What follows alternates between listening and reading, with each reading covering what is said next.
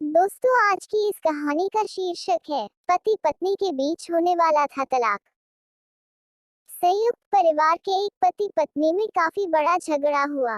यह झगड़ा उन छोटे मोटे झगड़ों से ज्यादा गंभीर था जो हर पति पत्नी में सामान्यतः होता है, क्योंकि इस झगड़े में एक दूसरे की आलोचना करते करते बात इतनी बिगड़ गई थी कि पति पत्नी एक दूसरे से अब तलाक मांगने तक बातें करने लगे थे।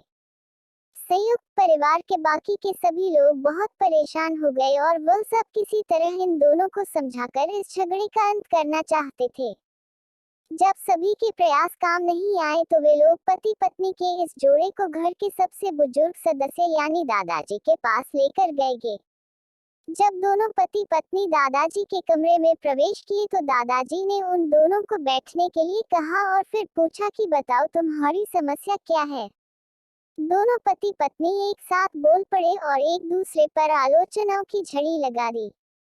जितनी कमियां पत्नी अपने पति में गिना रही थी उससे ज्यादा कमियां पति भी अपनी पत्नी में गिना रहा था, और कई मिनटों तक यह सिलसिला चलता रहा।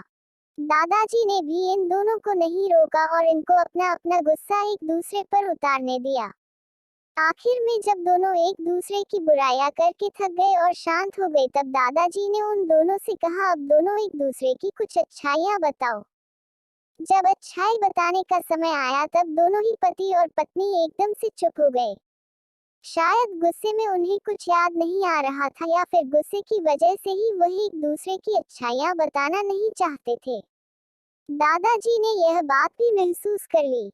थोड़ी देर तक जब कोई भी नहीं बोला तब दादाजी ने कहा, अच्छा ठीक है, यह लो पेपर और पेन और एक दूसरे की अच्छाइयां इसमें लिखो। पति पत्नी दोनों ने ही पेपर और पेन लिया और एक दूसरे से काफी दूर जाकर बैठ गए। थोड़ी देर तक ना पति ने कुछ लिखा ना पत्नी ने। फिर पति ने पेपर में कुछ लिखना शुरू किया। उसे देखकर पत्नी ने भी अपने पेपर में लिखना शुरू कर दिया। ऐसा लग रहा था जैसे दोनों एक दूसरे से कंपटीशन कर रहे हो।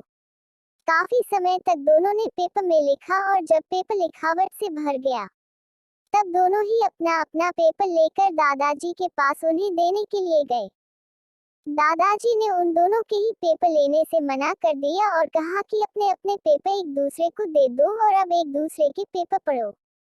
पति ने पत्नी को और पत्नी ने पति को अपना पेपर दे दिया। वे एक दूसरे के पेपर पढ़ने लगे। थोड़ी देर बाद पति और पत्नी दोनों की ही आंखों में आंसू थे। पेपर में अपने बारे में लिखी अच्छाइयां पढ़कर पत्नी तो फूट फूट कर रोने लगी। पत्नी को रोता देख पति उसे चुप कराने के लिए दौड़ पड़ा और माफी मांगते हुए उसे मनाने लगा। पत्नी ने भी पति की माफी मांगी और माहौल ऐसा हो गया जैसे कभी कोई झगड़ा हुआ ही नहीं। इस कहानी से मिलने वाली सीख। दोस्तों, कमियां और खूबियां जगत के हर इंसान में होती है। अब ये हमारे ऊपर होता है कि हम कमियां देखकर अपने जीवन को नर्क बना लें या खूबियां देखकर अपने जीवन को स्वर्ग बना दें।